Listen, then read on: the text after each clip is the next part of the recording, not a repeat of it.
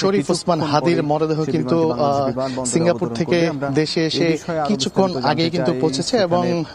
একটু যদি জানিয়ে রাখতে চাই যে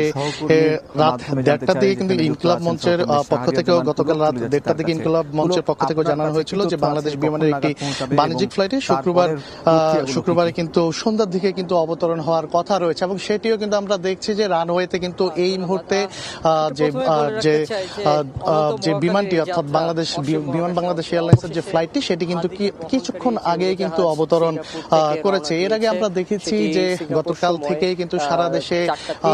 বিক্ষোভ করা হয়েছে এবং শাহবাগে কিন্তু হাজার হাজার মানুষের আমরা কিন্তু যে বিক্ষোভ মিছিল সেটি আমরা লক্ষ্য করতে পেরেছি এবং সে সঙ্গে আবারও আপনাদেরকে জানিয়ে রাখতে চাই যে বিমানবন্দরে 8 নম্বর গেটের সবকিছু শেষ হওয়ার পর যে প্রসেসিং গুলো রয়েছে সেগুলো শেষ হওয়ার পর বিমানবন্দরে 8 নম্বর গেট দিয়েই তার লাশটি বের হয়ে